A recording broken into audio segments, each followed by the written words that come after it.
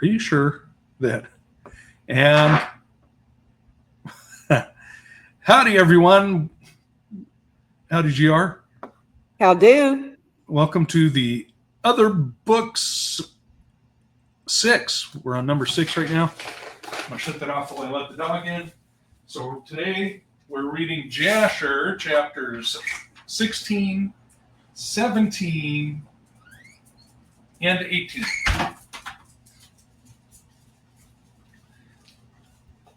16, 17, 18. So I don't know if you could hear that from across the room. Good. All right. How's everything over yonder? Oh, just peachy. Good. Peachy keen. Okay. Well, let's go ahead and pray in, and then we'll get rolling.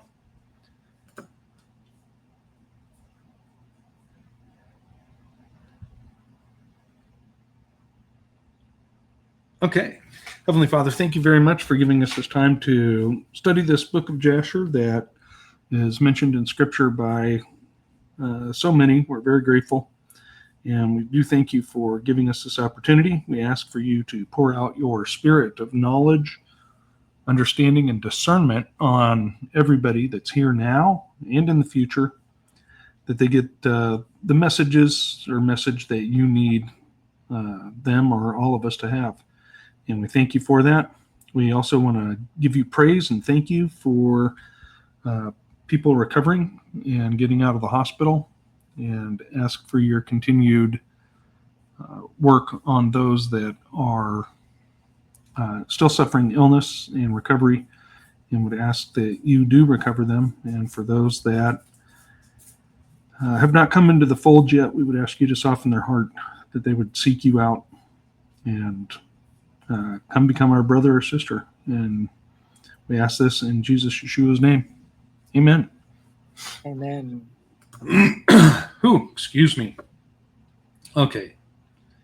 Let me find this. We're going to do Jasher. We're going to start at 16 because that's first. Yeah, and then we're going to post the text on the screen. Like, let's see, you got to go there and then come back and add it. And why they do that, I don't know. Okay, let me try full screen. Okay, so that gives us about that much. All right.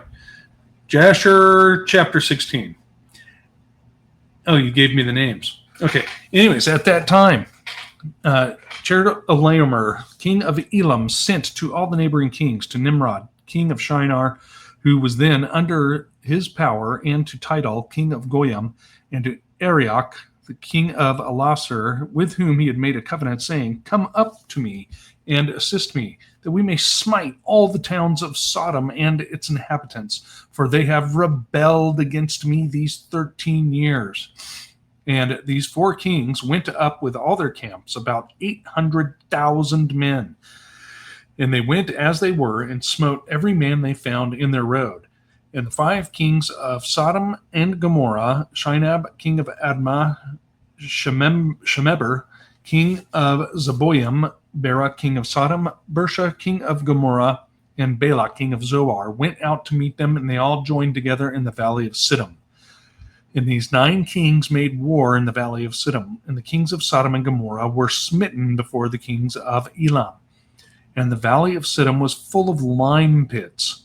And the kings of Elam pursued the kings of Sodom, and the kings of Sodom with their camps fled and fell into the lime pits. And all that remained went to the mountain for safety. For the 5 kings of Elam came after them and pursued them to the gates of Sodom, and they took all that there was in Sodom. And they plundered all the cities of Sodom and Gomorrah, and they also took Lot, Abram's brother's son, and his property, and they seized all the goods of the cities of Sodom, and they went away. And Unnik, Abram's servant, who was in the battle, saw this, and told Abram all that the kings had done to the cities of Sodom, and that Lot was taken captive by them. And Abram heard this, and he rose up with about 318 men that were with him.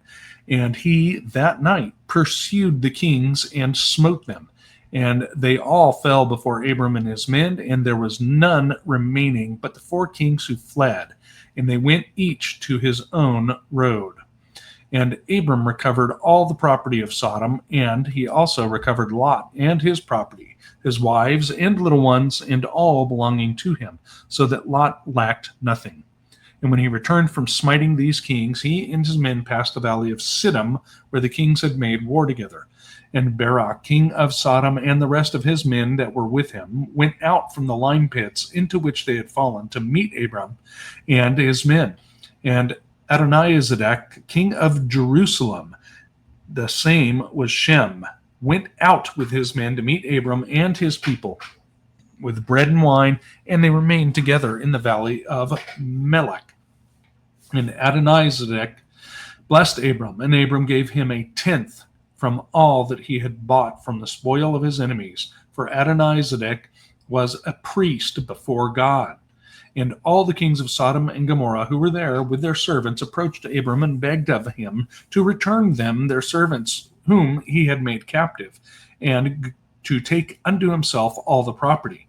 And Abram answered the kings of Sodom, saying, As the Lord liveth, who created heaven and earth, and who redeemed my soul from all affliction, and who delivered me this day from my enemies, and gave them into my hand, I will not take anything belonging to you, that you may not boast tomorrow, saying, Abram became rich from our property that he saved. For the Lord my God, in whom I trust, said unto me, Thou shalt lack nothing, for I will bless thee in all the works of thy hands. And now, therefore, behold, here is all belonging to you. Take it and go. As the Lord liveth, I will not take from you from a living soul down to a shoe tie or thread, excepting the expense of the food of those who went out with me to battle, as also the portions of the men who went with me, Anar, Ashkol, and Mamre, they and their men, as well as those who had remained to watch the baggage. They shall take their portion of the spoil. And the kings of Sodom gave Abram according to all that he had said. And they pressed him to take of whatever he chose, but he would not. And he sent away the kings of Sodom and the remainder of their men. And he gave them orders about Lot, and they went to their respective places. And Lot, his brother's son, he also sent away with his property, and he went with them. And Lot returned to his home to Sodom, and Abram and his people returned to their home to the plains of Mamre, which is in Hebron. At that time the Lord again appeared to Abram in Hebron, and he said to him, Do not fear. Thy reward is very great before me, for I will not leave thee until I shall have multiplied thee, and blessed thee, and made thy seed like the stars in heaven, which cannot be measured nor numbered. And I will give unto thy seed all these lands that thou seest with thine eyes. To them will I give them for an inheritance forever. Only be strong and do not fear. Walk before me and be perfect. And in the 78th year of the life of Abram, in that year died Reu, the son of Peleg. And all the days of Reu were 239 years, and he died. And Sarai, the daughter of Haran, Abram's wife, was still barren in those days, and she did not bear to Abram either son or daughter. And when she saw that she bare no children, she took her handmaid Hagar, whom Pharaoh had given her, and she gave her to Abram her husband for a wife. For Hagar learned all the ways of Sarai as Sarai taught her. She was not in any way deficient in following her good ways. And Sarai said to Abram, Behold, here is my handmaid Hagar. Go to her, that she may bring forth upon my knees, that I may also obtain children through her. And at the end of 10 years, Abram's dwelling in the land of Canaan, which is the 85th year of Abram's life, Sarai gave Hagar unto him. And Abram hearkened to the voice of his wife Sarai, and he took his handmaid Hagar, and Abram came to her, and she conceived. And when Hagar saw that she had conceived, she rejoiced greatly, and her mistress was despised in her eyes. And she said within herself, "This can only be that I am better before God than Sarai my mistress. For all the days that my mistress has been with my Lord, she did not conceive. But me, the Lord, has caused in so short a time to conceive by him." And when Sarai saw that Hagar had conceived by Abram, Sarai was jealous of her handmaid. And Sarai said within herself, "This is surely nothing else but that she must be better than I am." And Sarai said unto Abram, "My wrong be upon thee. For at the time when thou didst pray before the Lord for children, why didst thou not pray on my account, that the Lord should give me seed from thee? And when I speak to Hagar in thy presence, she despiseth my words, because she has conceived, and thou wilt say nothing to her. May the Lord judge between me and thee for what thou hast done to me." And Abram said to Sarai, "Behold, thy handmaid is in thy hand. Do unto her as it may seem good in thy eyes." And Sarai afflicted her, and Hagar fled from her to the wilderness. And an angel of the Lord found her in the place where she had fled, by a well, and he said to her, "Do not fear, for I will multiply thy seed, for thou shalt bear a son, and thou shalt call his name Ishmael. Now then, return to Sarai thy mistress, and submit thyself under her hands." And Hagar called the place of that well Beer Lahai Roy. It is between Kadesh and the wilderness of Beren. And Hagar at that time returned to her master's house. And at the end of days, Hagar bare a son to Abram, and Abram called his name Ishmael. And Abram was 86 years old when he begat him. Jasher chapter 17. And in those days, in the 91st year of the life of Abram, the children of Chittim made war with the children of Tubal. For when the Lord had scattered the sons of men upon the face of the earth, the children of Chittim went and embodied themselves in the plain of Canopia. And they built to themselves cities there, and dwelt by the river Tibru. And the children of Tubal dwelt in Tuscanah, and their boundaries reached the river Tibru, and the children of Tubal built a city in Tuscanan, and they called the name Sabinah, after the name of Sabinah, son of Tubal, their father, and they dwelt there unto this day. And it was at that time the children of Chittim made war with the children of Tubal, and the children of Tubal were smitten before the children of Chittim. And the children of Chittim caused 370 men to fall from the children of Tubal. And at that time the children of Tubal swore to the children of Chittim, saying, "You shall not intermarry amongst us, and no man shall give his daughter to any of the sons of Chittim." For all the daughters of Tubal were in those days fair, for no women were then found in the whole earth so fair as the daughters of Tubal. And all who delighted in the beauty of women went to the daughters of Tubal and took wives from them. And the sons of men, kings and princes, who greatly delighted in the beauty of women, took wives in those days from the daughters of Tubal. And at the end of 3 years, after the children of Tubal had sworn to the children of Chittim not to give them their daughters for wives, about 20 men of the children of Chittim went to take some of the daughters of Tubal, but they found none. For the children of Tubal kept their oaths not to intermarry with them, and they would not break their oaths. And in the days of harvest, the children of Tubal went into the field to get in their harvest, when the young men of Chittim assembled and went to the city of Sabinah, and each man took a young woman from the daughters of Tubal, and they came to their cities. And the children of Tubal heard of it, and they went to make war with them, and they could not prevail over them, for the mountain was exceedingly high from them. And when they saw they could not prevail over them, they returned to their land. And at the revolution of the year, the children of Tubal went and hired about 10,000 men from those cities that were near them, and they went to war with the children of Chittim. And the children of Tubal went to war with the children of Chittim to destroy their land and to distress them.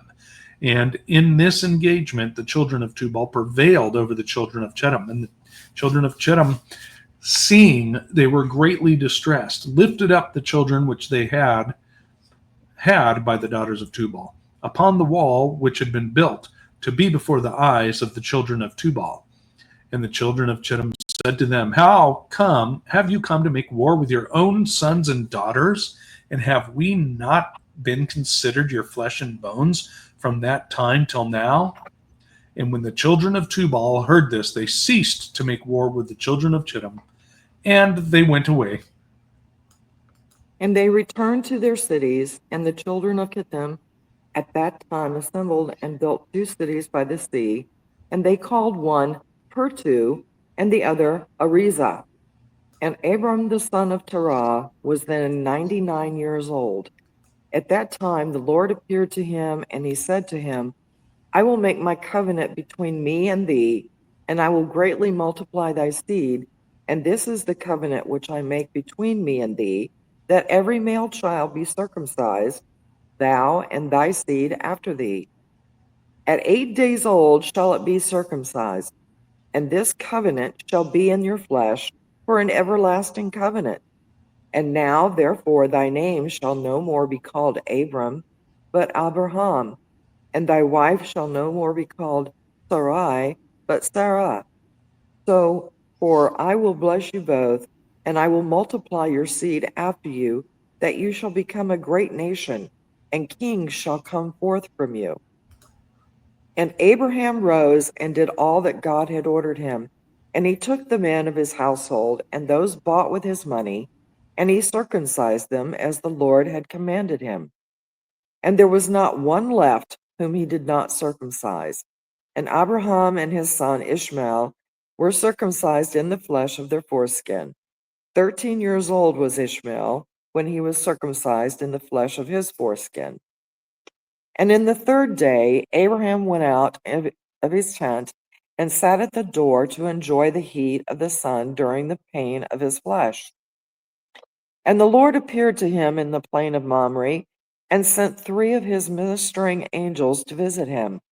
And he was sitting at the door of the tent, and he lifted his eyes and saw, and lo, 3 men were coming from a distance. And he rose up and ran to meet them, and he bowed down to them and brought them into his house. And he said to them, If now I have found favor in your sight, turn in and eat a morsel of bread. And he pressed them, and they turned in, and he gave them water, and they washed their feet, and he placed them under a tree at the door of the tent. And Abraham ran and took a calf, tender and good, and he hastened to kill it, and gave it to his servant Eliezer to dress. And Abraham came to Sarah into the tent, and he said to her, Make ready quickly 3 measures of fine meal, knead it, and make cakes to cover the pot containing the meat. And she did so. And Abraham hastened and brought before them butter and milk, beef and mutton, and gave it before them to eat before the flesh of the calf was sufficiently done, and they did eat. And when they had done eating, one of them said to him, I will return to thee according to the time of life, and Sarah thy wife shall have a son. And the men afterward departed and went their ways to the places to which they were sent. In those days, all the people of Sodom and Gomorrah and of the whole 5 cities were exceedingly wicked and sinful against the Lord, and they provoked the Lord with their abominations, and they strengthened in aging abominably and scornfully before the Lord, and their wickedness and crimes were in those days great before the Lord. And they had in their land a very extensive valley, about half a day's walk, and in it there were fountains of water and a great deal of herbage surrounding the water. And all the people of Sodom and Gomorrah went there 4 times in the year, with their wives and children and all belonging to them, and they rejoiced there with timbrels and dances. And in the time of rejoicing, they would all rise and lay hold of their neighbors' wives, and some the virgin daughters of their neighbors, and they enjoyed them. And each man saw his wife and daughter in the hands of his neighbor, and did not say a word. And they did so from morning to night. And they afterward returned home, each man to his house, and each woman to her tent. So they always did 4 times in the year. Also, when a stranger came into their cities and brought goods which he had purchased with a view to dispose of there, The people of these cities would assemble men, women, and children, young and old, and go to the man and take his goods by force, giving a little to each man until there was an end to all the goods of the owner which he had brought into the land. And if the owner of the goods quarreled with them, saying, "What is this work which you have done to me?" then they would approach him one by one, and each would show him the little which he took, and taunt him, saying, "I only took that little which thou didst give me." And when he heard this from them all, he would arise and go from them in sorrow and bitterness of soul. When they would all arise and go after him and drive him out of the city with great noise and tumult. And there was a man from the country of Elam who was leisurely going on the road, seated upon his ass, which carried a fine mantle of diverse colors, and a mantle was bound with a cord upon the ass. And the man was on his journey, passing through the street of Sodom when the sun set in the evening. And he remained there in order to abide during the night, but no one would let him into his house. And at that time there was in Sodom a wicked and mischievous man, one skillful to do evil, and his name was Hadad. And he lifted up his eyes, and he saw the traveler in the street of the city. And he came to him and said, "Whence comest thou, and whither dost thou go?" And the man said to him, "I'm traveling from Hebron to Elam, where I belong. And as I passed the sunset, and no one would suffer me to enter his house, though I had bread and water, and also straw and provender for my ass, I am short of nothing." And Hadad answered and said to him, "All that shalt all that thou shalt want shall be supplied by me, but in the street thou shalt not abide all night." And Hadad brought him into his house, and he took off the mantle from the ass with the cord, and brought them into his house, and he gave the ass straw and provender, whilst the traveler ate and drank in Hadad's house, and he abode there that night. And in the morning the traveler rose up early to continue his journey, when Hadad said to him, "Wait, comfort thy heart with a morsel of bread, and then go." And the man did so, and he remained with him, and they both ate and drank together during the day when the man rose up to go. And Hadad said to him, "Behold, now the day is declining. Thou hadst better remain all night, that thy heart may be comforted." And he pressed him so that he tarried there all night. And on the second day he rose up early to go away, when Hadad pressed him, saying, "Comfort thy heart with a morsel of bread, and then go." And he remained and ate with him also the second day. And then the man rose up to continue his journey. And Hadad said to him, "Behold, now the day is declining. Remain with me to comfort thy heart, and in the morning rise up early, and go thy way." And the man would not remain, but rose and saddled his ass. And whilst he was saddling his ass, the wife of Hadad said to her husband, "Behold, this man has remained with us for 2 days, eating and drinking, and he has given us nothing. And now shall he go away from us without giving anything?" And Hadad said to her, "Be silent." And the man saddled his ass to go, and he asked Hadad to give him the cord and mantle to tie it upon the ass. And Hadad said to him, "What sayest thou?" And he said to him, "That thou, my lord, shalt give me the cord and the mantle made with diverse colors, which thou didst conceal with thee in thy house to take care of it." And Hadad answered the man, saying, "This is the interpretation of thy dream. The cord which thou didst see means that thy life will be lengthened out like a cord, and having seen the mantle colored with all sorts of colors means that thou shalt have a vineyard in which thou wilt plant trees of all fruits."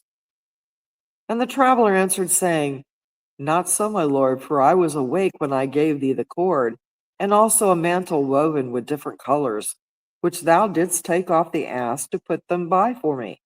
And Hadad answered and said, "Surely I have told thee the interpretation of thy dream, and it is a good dream, and this is the interpretation thereof. Now the sons of men give me 4 pieces of silver, which is my charge for interpreting dreams, and of thee I only require 3 pieces of silver." And the man was provoked at the words of Hadad, and he cried bitterly. And he brought Hadad to Sirach, judge of Sodom. And the man laid his cause before Sirach the judge, when Hadad replied, saying, It is not so, but the matter stands. And the judge said to the traveler, This man Hadad telleth thee truth, for he is famed in the cities for the accurate interpretation of dreams. And the man cried at the word of the judge, and he said, Not so, my lord, for it was in the day that I gave him the cord and mantle which was upon the ass, in order to put them by in his house. And they both disputed before the judge, the one saying, Thus the matter was, and the other declaring otherwise. And Hadad said to the man, Give me 4 pieces of silver that I charge for my interpretations of dreams. I will not make any allowance, and give me the expense of the 4 meals that thou didst eat at my house. And the man said to Hadad, Truly I will pay thee for what I ate in thy house. Only give me the cord and mantle which thou didst conceal in thy house. And Hadad replied before the judge, and said to the man, Did I not tell thee the interpretation of thy dream? The cord means that thy days shall be prolonged like a cord, and the mantle, that thou wilt have a vineyard in which thou wilt plant all kinds of fruit trees. This is the proper interpretation of thy dream. Now give me the 4 pieces of silver that I require as a compensation, for I will make thee no allowance. And the man cried at the words of Hadad, and they both quarreled before the judge. And the judge gave orders to his servants, who drove them rashly from the house. And they went away quarreling from the judge when the people of Sodom heard them. And they gathered about them, and they exclaimed against the stranger, and they drove him rashly from the city. And the man continued his journey upon his ass with bitterness of soul, lamenting and weeping. And whilst he was going along, he wept at what had happened to him in the corrupt city of Sodom.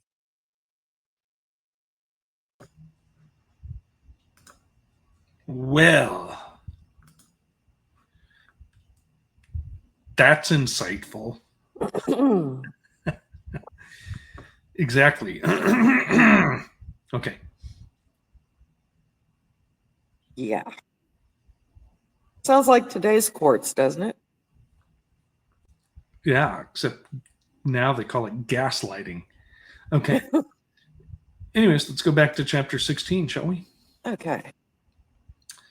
That here we got the war of the valley, I guess you can call it the war of the valley, eh? And we see Adonizadok.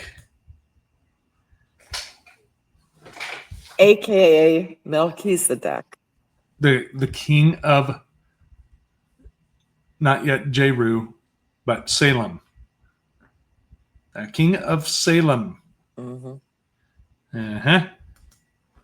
Yep. Now this is interesting too, because of everything that Abram took, he gave a 10th part of it to Adonizedek. The 10th part of it. But we don't see anything about it being called a tithe. And it also wasn't from Abraham's stuff. It was from Abraham's stuff that he seized in battle.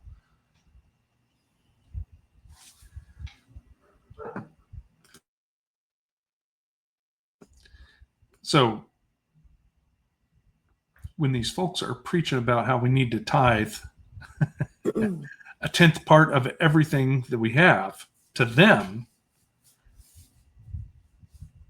does that mean we're supposed to go to war with them and take all their stuff and give a 10th of it back? Or what are we doing?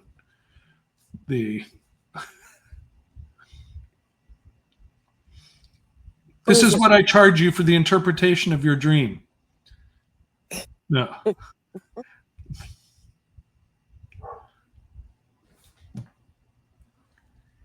You were going to say? Well, what is that saying? To the victor goes the spoils. Yes. Okay.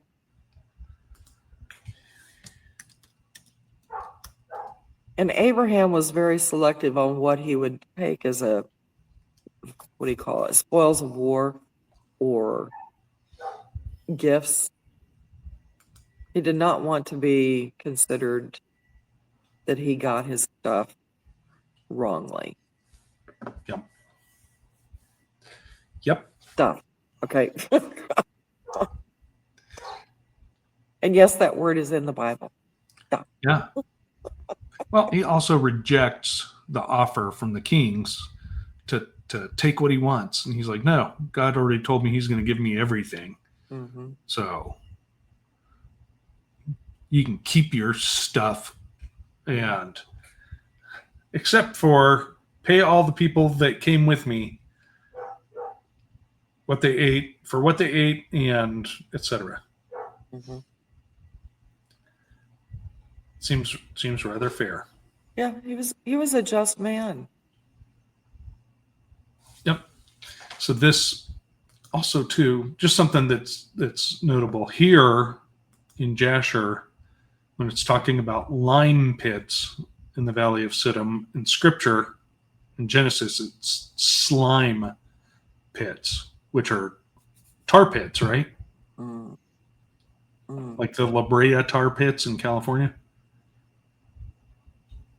Where are other tar pits? I There don't know. must be other tar pits somewhere. Probably. You know there are. It's just Yeah. not something I've looked into. Who does? Oh, okay. So I looked it up on the public encyclopedia that can be edited by many different people. That's there's La Brea, the Carpinteria, which is also in California, the Binagadi Asphalt Lake in Azerbaijan, and the Pitch Lake in Trinidad and Tobago are a few of the famous ones. So is that all in the Western Hemisphere? Well, not Trinidad and Tobago, is it? Is that Western? Oh. Trinidad is, isn't it? Well, they're like right next to each other. Oh yeah, it's in the Caribbean. Mm-hmm. Okay. Oh, does that mean that we came from the tar pit? Well, the Valley of Siddim, though, is over there. Okay. So we know there's at least one over there. One valley of tar pits, slime pits, lime pits. Okay. Okay.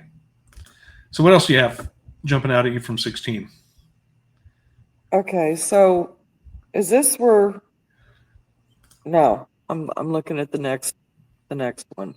Oh, okay. Okay. So this, well, at the end of this, we have a little more info on Sarai telling Abram, you know what? Just sleep with my handmaid. That must be what God meant. She was being impatient. And every man on earth would totally reject that except Abram. Well, we don't really know what his attitude was. I mean, yeah, he did it, but was he just doing that to please his wife?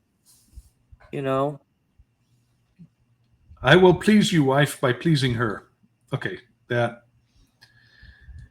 don't know what was going through his head. Maybe Sarai was a bit fiery and hard to deal with when she got her mind set to something.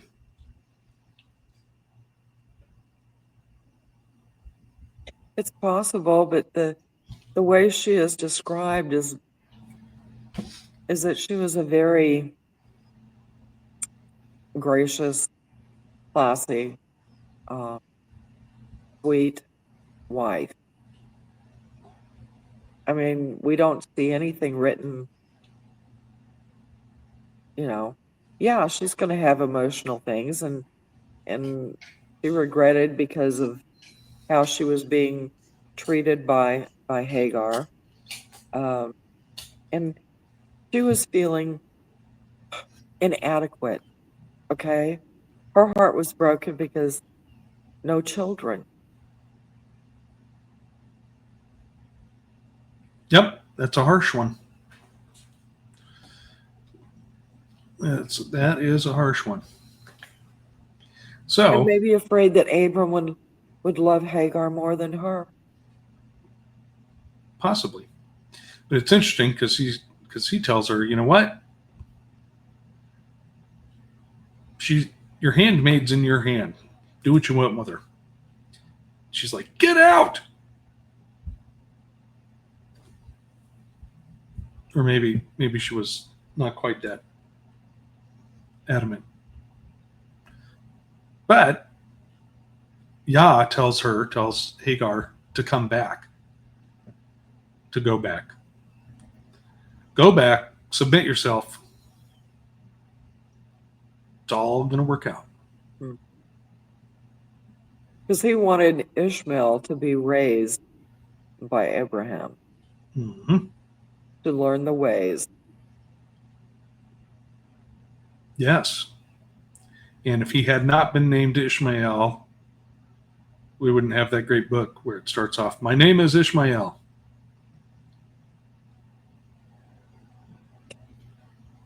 Which one was that? I'm Moby having, Dick. yeah, that's what I thought. But okay, I've slept since then. Right? Okay, so she comes back and Ishmael is born when Abram's 86. Mhm. Yeah. Okay, let's go to chapter 17. So this is where you said you saw something, found something. Oh yeah. Okay. So earlier this morning, I'm just looking at the name Tubal, and I'm like, all right, who is that? Well, that's one of Japheth's descendants. That's Tubal. Tubal. Yes.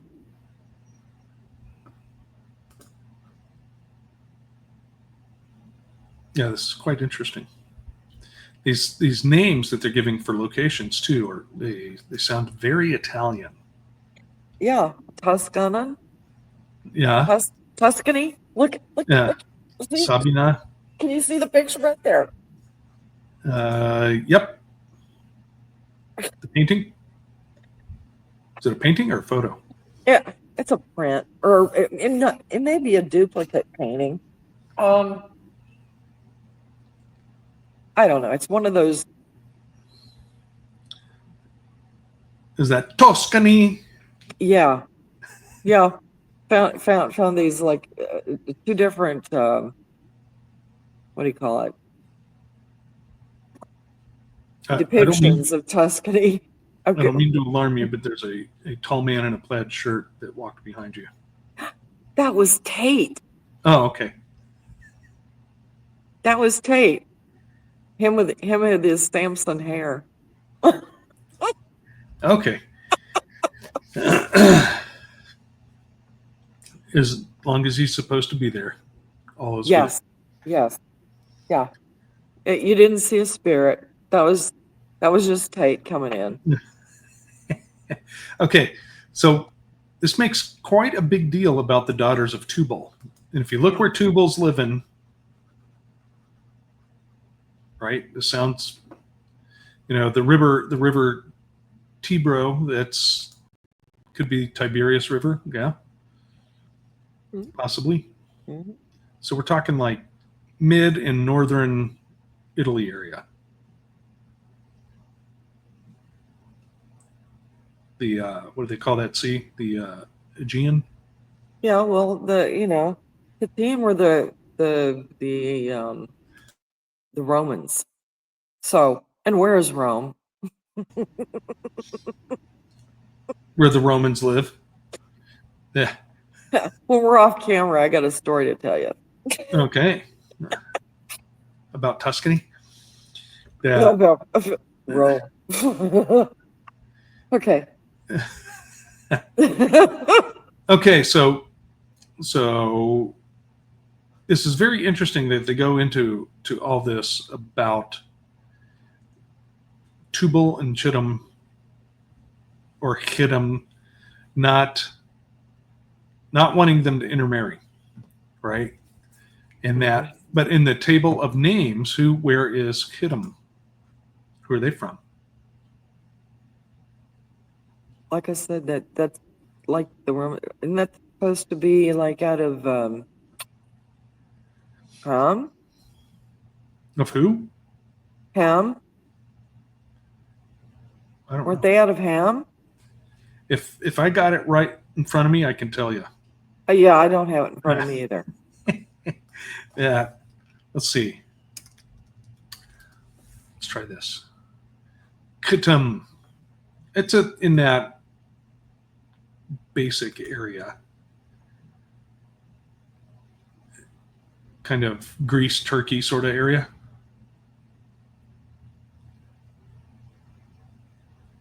Black Sea kind of area.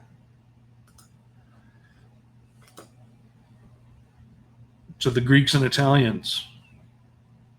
That.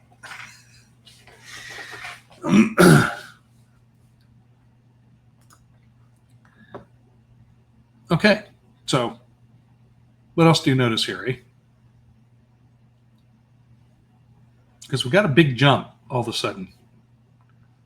It talks about this history of Tubal and Chittim, and then all of a sudden it comes into, and Abram, the son of Terah, was then 99 years old. So I was just kind of fast forwarding a little bit. Yeah. And this is when he talks about the covenant of circumcision in the males and changes his name. Isn't that fascinating that the child of promise happened post circumcision?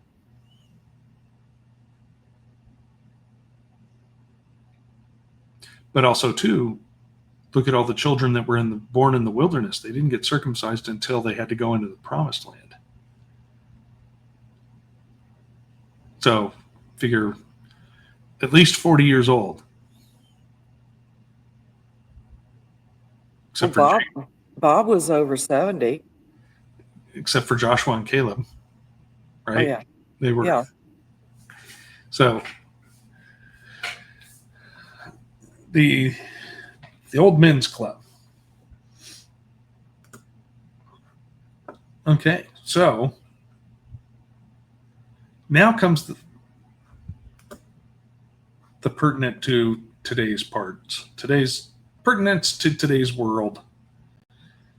Actually, it continues on with the circumcision. And then, now this part we have in Genesis also with the three angels coming to Abraham.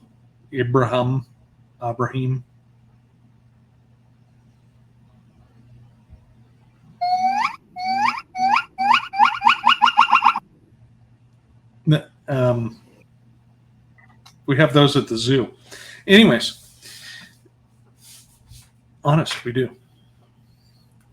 Okay, Now, I missed that. My phone rang. right? Howler monkeys. We heard it. What? It sounded like howler monkeys. Oh, Your phone, your ringtone. okay. Okay, I get it. Okay. And I said we have those at the zoo. Okay. All right. So this is okay. So they wash their feet and give them meat and bread, and he says Sarah's going to have a son when I come back. When I come back, Sarah's going to have a son. Now, this doesn't talk about any of her laughing, overhearing and laughing, or anything like that. But then it jumps straight into Sodom and Gomorrah and the whole of the 5 cities, so all of them, exceedingly wicked and sinful. Against who? Against Yah, and provoked Yah with their abominations, and they strengthened in aging abominably. What is that? It got worse and worse. They but the aging, right? So they're like preventing. This is the way I took it. They're doing some type of sorcery to slow their aging. Yes. Okay. Like the A stuff. Yes. You're talking about something that's like chrome-plated adrenaline? Yeah. Yeah. Okay. Yeah. Yes. Yeah. That's They immediately what my mind jumped to.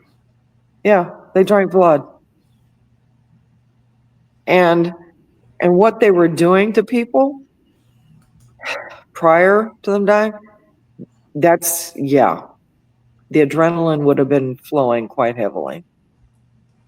Oh, yeah. Well, I mean, you know, they got these big sex fests off in the reeds. What is it? Very extensive valley, fountains of water, and a great deal of herbage surrounding the water. Mm-hmm.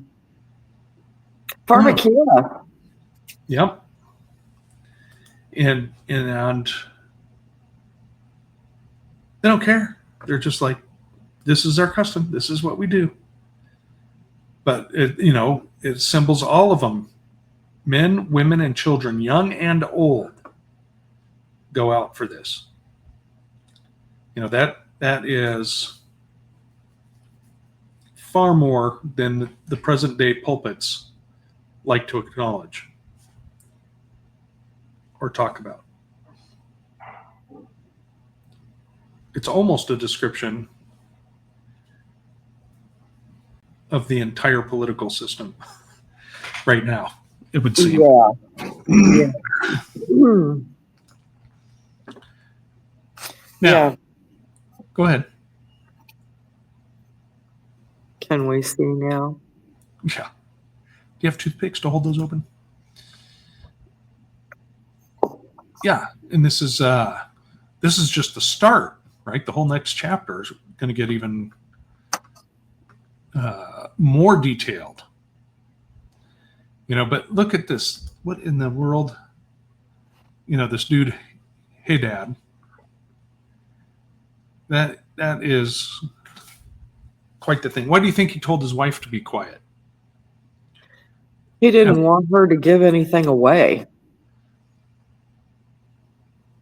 She was jumping the gun, is what you think? Yeah. I can see that. I can see that. And that. But this guy, whoever the man is, we don't get his name.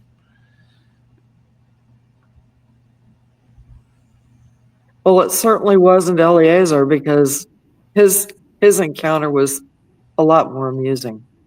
Oh, it's coming. I think that's the chapter 19. Okay.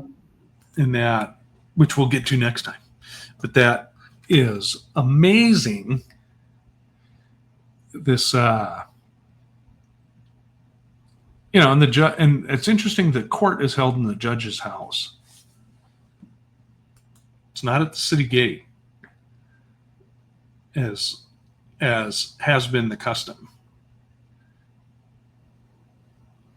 It's in a private, closed doors. Why would they do that? I don't know, but they were doing that in the early beginnings of our country. Closed court? They would be in a house. Yeah. It's supposed to, should be public. That's just my opinion. Yeah. That I derived from scripture. Yeah. Mm-hmm. With multiple witnesses. So, yeah, that's crazy. And then, talking about like if a what would you call those? A peddler comes along selling their wares, everybody takes something, or one person takes something and gives it to everybody. We can see that now as well. Looting. Yeah. Yep. You remember when they were getting so upset because they would take like a big U-Haul or Penske truck into a bad neighborhood and then like run into the store, and they were using it as a bait truck. So of course all the locals would come and break into it and steal stuff out of it. And then of course then here come all the cop cars. And they're like, that's not fair. You're illegally tempting people. I've never heard of that. Oh yeah, back in like the 1990s. Yep. So Was that an Arizona thing? no, it was on the TV here, but it was not done here. It was done in larger back east city sort of areas.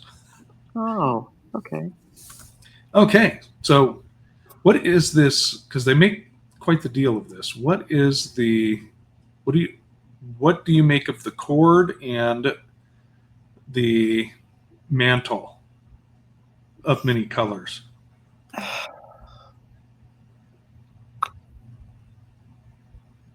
you think, because it's repeated over and over? Yeah. When I hear cord, I think of umbilical cord. I think of tzitzit. I think of a genetic line. Okay. A cord that goes through. I think of a girdle. Okay. Right. Well, okay. What they would call a lot of people would call a belt. Okay. But the way they did girdles like nuns and monks wear, where it's basically a single strand, but it's looped once. Okay. Use that as the latch point. All right. And I think in other writings that the tzitzits are also referred to as a girdle. Okay. Like a Testament of Job, possibly even the Book of Job. It was what he had given to Karen Happuch. The jeweled girdle was like jeweled tzitzit. Anyway. Yes. And what about the mantle? With all sorts of colors. Okay. That makes me think of Joseph and his coat of many colors. And the mantle, I think, is probably like the blanket that is stretched out over the back of the ass, kind of like, like a saddle blanket, or, like a bedroll? Possibly. But I imagine it is, because like some people that would ride without a leather saddle per se would be on a blanket. Mm-hmm. Okay. And then that makes my mind like segue into thinking about the what do you call it? The banner or the emblem for the tribe of Issachar was an ass, because of that they would be right designating the proper time for things. And our Savior rode into Jerusalem on the back of an ass. Okay. Well, and it also, what is Issachar said? His blessing was, you're an ass crouched between two burdens, I think. And when Jacob died. Yeah. Now this just hit me, but they keep up again and again. First it's, so usually I charge 4 pieces of silver, but I'm only going to charge you 3. And then after they go to the judge, he says, "Oh, you owe me the full 4 pieces of silver for interpreting your dream." And it just struck me, it must have been, the pieces of silver must have been standardized. You mean Right. like a dollar or like a a coin? something that was supposed to weigh a certain amount that they could all agree this is a piece of silver. Probably. Okay, so interesting. So then after they got kicked out of the judge's house, then they rile up, a dad riles up all the people of Sodom, and they kick him out of the city.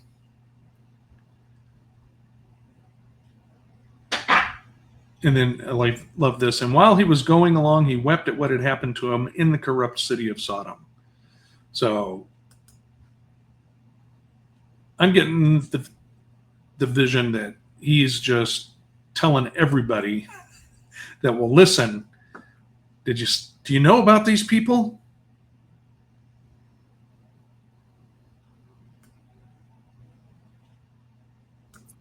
He probably warned them.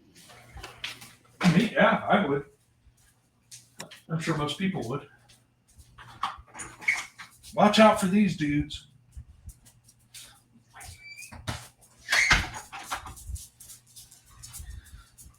Okay, any other insights in this, Miss Glenna? No, at least not at the moment. Okay. Well, we'll wrap it there. But believe me, you want to be here for chapter 19, which is the next reading. Mm-hmm. And that's when Eleazar goes to court in Sodom. Yeah. I love it. Yeah, you don't want to miss that. Don't want to miss that at all. So, anyways, thanks for reading, GR. And everybody, thanks for tuning in. Don't forget to like, share, subscribe, and ring the bell thingy. Yeah, yep, I know that. Okay, anyways, everybody, we love you all. Talk to you soon. Bye.